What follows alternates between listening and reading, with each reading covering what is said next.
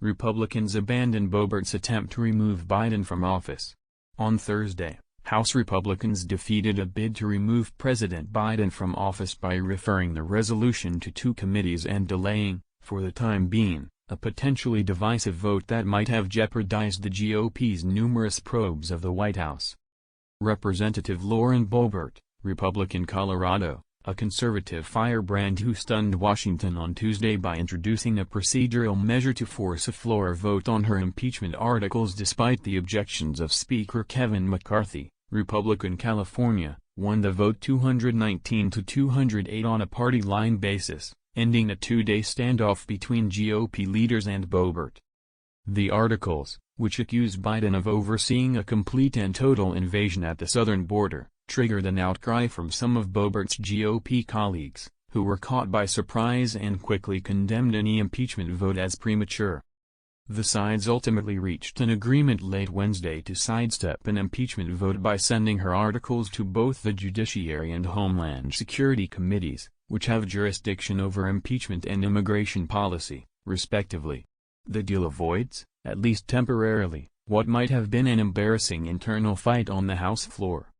But Boebert is already warning that if the two committees don't move on impeachment quickly enough to satisfy her sense of urgency, she intends to reintroduce the privileged resolution to force the issue to the House floor once again. "That is my commitment, that if nothing happens in committee like I'm promised that it will, yes, I will bring a privileged resolution every day for the rest of my time here in Congress," Boebert told reporters Wednesday night. Asked how much time she is willing to give the committee process before moving to force another vote, Boebert said, "The chairman is working on those details," adding that he's planned a few months of work and that there's a little bit of grace there. "But, I mean, that's tentative," she qualified. The push to impeach Biden is nothing new for House Republicans. In the last Congress, when Democrats still controlled the chamber, GOP lawmakers introduced no fewer than 10 impeachment resolutions against the president, targeting his policies on issues as diverse as immigration, the response to the COVID pandemic and the withdrawal of U.S. troops in Afghanistan. The new Congress, under GOP control, has already featured the introduction of 4 similar resolutions. Yet Boebert's strategy this week stood out as an enormous escalation in the effort to oust Biden, one that threatened to turn a behind-the-scenes messaging strategy into a front-and-center floor vote that would have put many Republicans in an uncomfortable spot. Vulnerable moderate lawmakers have hoped to avoid going on the record on impeachment, for fear of blowback in their purple districts. And GOP leaders have sought to finalize their investigations into Biden at the committee level before charging ahead with anything as aggressive as impeachment. "This is one of the most serious things you can do as a member of Congress. I think you've got to go through the process. You've got to have the investigation," McCarthy said.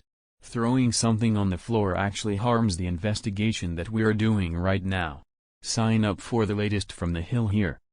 Adding to the Republicans' reluctance is the simple fact that any impeachment resolution would almost certainly fail on the House floor, creating an embarrassing political situation for GOP leaders who have accused Biden of being unfit for office. Their move to defuse the impeachment push came the same week that another Republican, Representative Anna Paulina Luna, Republican Florida, used the same procedural gambit as Boebert to force a vote on censuring Representative Adam Schiff, Democrat California, a highly unusual disciplinary action approved by GOP lawmakers Wednesday. The successful vote, however, came only after a band of Republicans joined Democrats in defeating the effort last week, which brought threats of retaliation from former President Trump and forced Luna to revise the resolution and force another vote. Both votes have highlighted the difficulties facing McCarthy and other GOP leaders as they fight to manage a restive conference with a razor-thin majority. McCarthy struggled to obtain the speakership in January in the face of opposition from 20 GOP detractors, including Boebert, who continue to question his conservative bona fides. Speaker of the House Kevin McCarthy, Republican California, speaks during the stamp unveiling ceremony in honor of Representative John Lewis on Capitol Hill, Wednesday, June 21, 2023, in Washington. AP photo / Jose Luis Magana. Speaker of the House Kevin McCarthy, Republican California, speaks during the stamp unveiling ceremony in honor of Representative John Lewis on Capitol Hill, Wednesday, June 21, 2023, in Washington. AP photo/José Luis Magana. 11 of those conservatives shut down all activity on the House floor earlier this month to protest McCarthy's handling of the debt ceiling negotiations with Biden. And they're threatening to do it again if the Speaker doesn't get behind deeper spending cuts in the upcoming fight over government funding, which expires October 1. Democrats sought to highlight that internal discord Thursday, arguing that the vote on Biden's impeachment resolution was a product of McCarthy's weak leadership. We all know the truth. The real emergency here was that the Georgia wing and the Colorado wing of the MAGA caucus got into a fight right over there on the House floor about who gets to impeach the president first. Representative Jim McGovern, Mass., the top Democrat on the Rules Committee, said during debate. He was referring to a spat between Boebert and Representative Marjorie Taylor Greene, Republican Georgia, one day earlier about the impeachment articles. The truth is that Speaker McCarthy has lost control of this House, and it is being run by the MAGA fringe. This is nuts, he continued. Kids get shot in their classrooms, nothing. Environmental disasters destroy entire communities, nothing. Our air is clogged with smoke because half the northern hemisphere is on fire due to climate change, nothing. But when the MAGA wing nuts say, jump, Speaker McCarthy says, how high? Democrats also argued that Republicans were attempting to distract from the legal troubles surrounding former President Trump, following his federal indictment earlier this month and state charges in March. This resolution is simply the latest attempt by extreme MAGA Republicans to distract from the legal peril facing their twice impeached, twice indicted party leader, said Representative Benny Thompson, D-Miss, who chaired the January 6 Select Committee. This cynical resolution has nothing to do with border security. It does nothing to stop fentanyl deaths. And it has nothing to do with the constitutional law. Republicans, however, disagreed, asserting that their effort against Biden was squarely focused on his response to the situation at the southern border.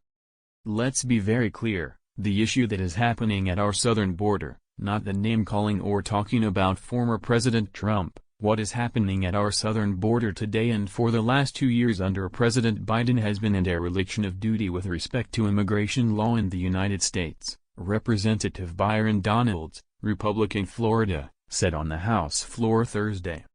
While Thursday's vote punted the question of whether Biden should be impeached, some of the president's fiercest critics are vowing that the referral to committees marks just the beginning of their latest effort against the president.